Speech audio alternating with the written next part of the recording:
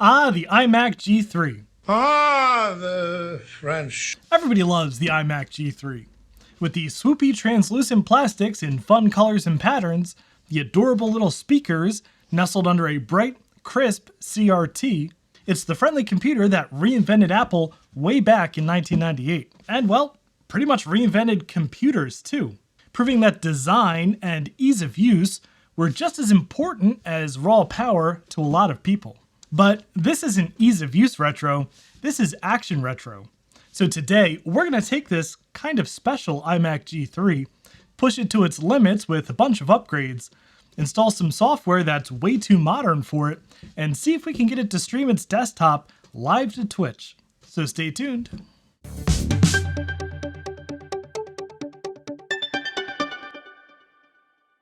And if you enjoy taking computing nostalgia and brutally subjecting it to non-stop 100% CPU, I hope you'll consider subscribing to the channel. We've got plenty of Macintosh shenanigans in the pipeline, including a very special build for this year's Marcintosh. This is a rather special iMac G3. It's one of the last ever released in 2001, and it's one of the fastest. Clocking in at a whopping 600 MHz, it's only eclipsed by the quite rare final 700 MHz version. Though this one's actually pretty easily overclocked to 700, which we'll address in a future video. For today, our goal is to get this 21-year-old Power Mac to stream its desktop direct to Twitch, which is something I've been kind of obsessed with lately. Getting PowerPC Macs to stream is just so funny to me. These beautiful old machines, low powered by even 2001 standards and hampered by their nearly dead PowerPC big ending architecture, can be made to do one of the most modern computing tasks. Now, professional streamers throw super powerful hardware at the task, RTX 3090s and Ryzen powerhouses. And here we are with our cute little PowerPC Macs and just the right mix of hardware and software upgrades. In fact, we recently hit Twitch's affiliate level using nothing but a souped up Power Mac G5 running Void Linux. And that machine was powerful enough to stream not only its desktop, but webcam video and audio. I even streamed a couple of games from it. I mean, it's not going to stream Battlefield, but it's just amazing to me that we can get such a usable experience from such an old machine. But a quad-core G5 is a far cry from a single-core 600 MHz G3. To accomplish this feat, we're going to have to install one of the best lightweight operating systems around, OpenBSD 7.0. And to give ourselves a little more headroom, we'll upgrade the stock 256 megs of RAM to a cool 1 GB.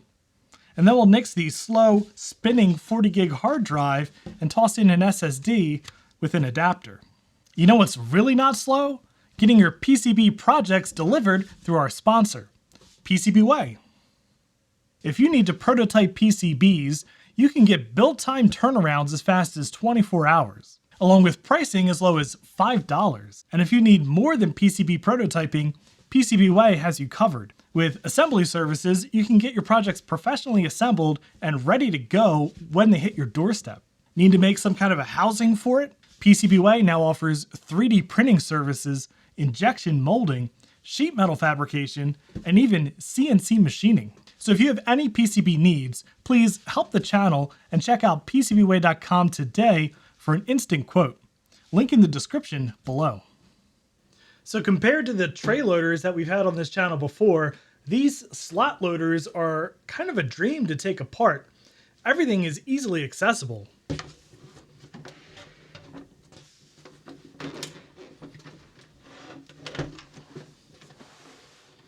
You have a latch on the bottom right here to easily get into your memory, which we have 2 sticks of 128 in there right now. And look at that, this has a little pillow here with some of the regulatory text on it. It doesn't actually say FCC on it. It says this product complies with DHHS rules. That's so funny that they would use like a pillow here. Like, what could that possibly be needed for? To get down into the hardware, we've just got a bunch of actual plain Jane Phillips head screws in here. A couple under this access panel, which also houses an external VGA port, which is quite nice. Unfortunately, I can hear some of the plastic crumbling in there as I'm taking these screws out. That's not a good sign.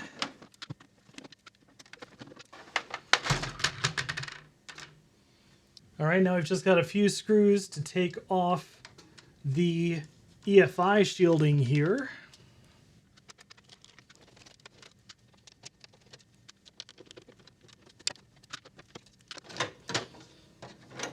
And you really got to be careful with this thing because these edges here are really sharp and they're also kind of serrated. That'll go right through your finger. So now we're down in the guts of the machine, and again, so much easier than tray loading iMacs. We got to really wrestle that thing apart to get into the anything. We've got both sticks of RAM right here. We can swap in our two 512s.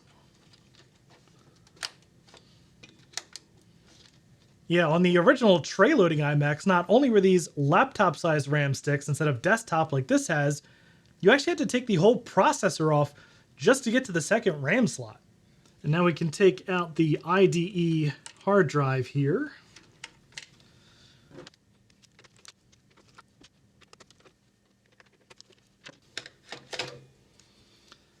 Which has this kind of sticky, rubbery thing on there, which stops it from sliding around, but also can make it feel like there is still a screw holding it in, even though it's just the friction from this rubber. And I have a, I think, 120 gigabyte ADATA SSD and one of these SATA to IDE adapters. And my tray loading iMac G3 hated the solution, but I'm hoping that the slot loader will actually boot just fine from it. But just in case, we're not going to put this all the way back together. We're just going to dangle this in there to test it out. Now, I cannot stress enough how sharp and pointy this shield is. It definitely almost cut me just trying to wrestle it back in place here. Okay, so I have him mostly back together, albeit not wearing any pants. Let's boot it up off an actual 10.2 Jaguar CD and just see if disk utility can make any sense of that hard drive. All right, our pantsless Mac booted into the installer just fine. Let's pop open disk utility. And there it is, our 128 gig ADATA drive. So let's erase it. macOS extended. We'll call it SSD and just see, will this actually work in this machine? And yeah, looks like it. I'm going to do a minimal install of 10.2.8 just to be sure before we start futzing around with OpenBSD and have it fail on us. Okay, so it installed just fine and it seems pretty snappy. So let's go ahead and install OpenBSD on this thing. Okay, we've got him back together. We've got his pants on.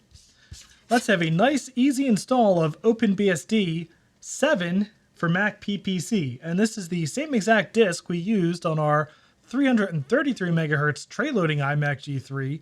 So this should run great on this almost twice as fast iMac.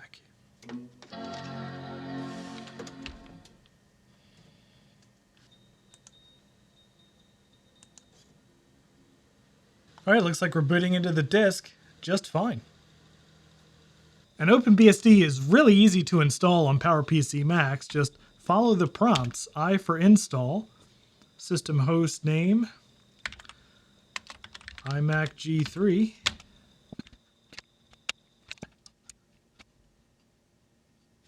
All right, and the install completed in about 10 minutes. I swear, it's almost as easy to install OpenBSD 7 on this thing as it is to install macOS 10. Okay, so we're going to jump ahead a little bit. Actually, quite a bit. As you can probably tell, I've gone ahead and configured OpenBSD, and I have a full desktop environment running. This is IceWM with Fe as the background wallpaper manager, and it's quite nice. I'm using my favorite theme here, which is the Nano Blue theme, although there's lots of other themes to choose from. Very old school Linuxy themes. but this runs absolutely great on this iMac G3 600. Now, if you want to see more about configuring OpenBSD on an iMac G3, check out this video here where I did a full install on my other iMac G3, the Revision D tray loader. Everything is going to be exactly the same except for the Xorg configuration. You have to use a different Xorg configuration on these later iMac G3s, and I will link to that in the description below. I've also followed a guide meant for installing OpenBSD on laptops, which hopefully will improve the performance of this machine a little bit. I'll also link that guide in the description below. Now, I've decided to run this at a resolution of 800 by 600, although it does work just fine at 1024 by 768. However, I have done some experimentation. And if you're following along on the Action Retro Twitch account, you might have seen some of that experimentation, because I kind of just couldn't help myself. I wanted to see if this was even going to work at all before I just kept going with this video in case there was like a huge disappointment. And it turns out I got ffmpeg to stream the first try. It just worked.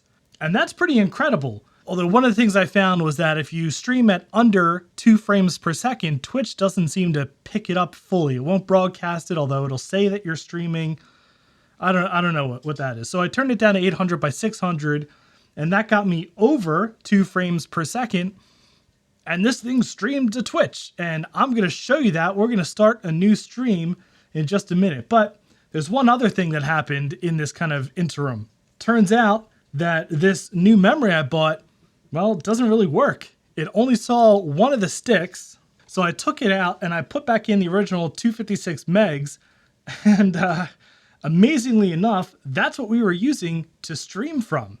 So I had this thing successfully stream via ffmpeg to Twitch on only 256 megs of RAM. Now, since then, I have increased the memory. I found another stick, so we're at 512 megs of RAM.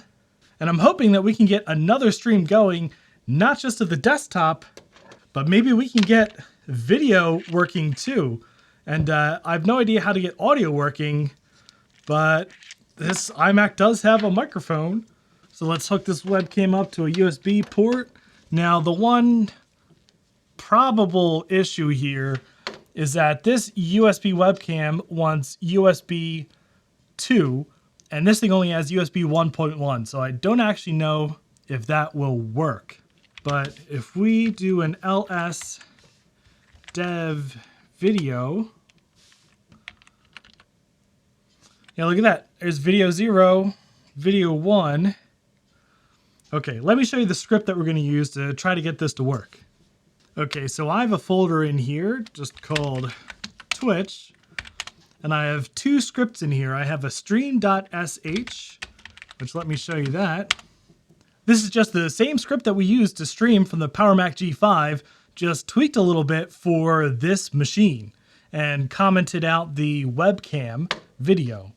And I've made a separate script here, testcam.sh, for us to try to view the webcam video from dev video 0. So let's try.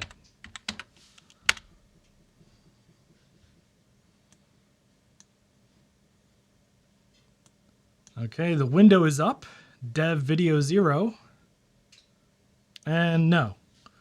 Okay, so I have VLC open. Let's see if we can open the device through here. I think we just do dev video 0, play.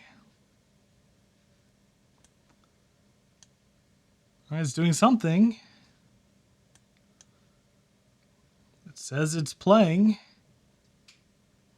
Oh, back here, look at that. VLC says LLVM error, relocation type not implemented yet. So same error as with just using ffplay from the command line. So I don't know if that has something to do with the fact that this wants USB 2 and we only have USB 1.1, but I guess that doesn't work. Okay, so I've got the Twitch Command Center open up on my MacBook Pro, just in case anybody joins chat and gets too spicy. Also, so we can just verify that it's working. And if we do stream.sh,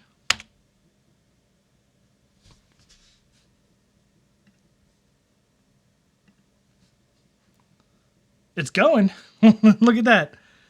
3.5 frames per second. That might be a new all-time high for the G3. Oh no, now it's dropping down. All right, we're settling at 2.4. 100% CPU, only using 311 megs of memory, which actually I don't know why we're using so much memory. But look at that. Twitch says that we're live, literally streaming from an iMac G3. There's our glorious 800 by 600 display.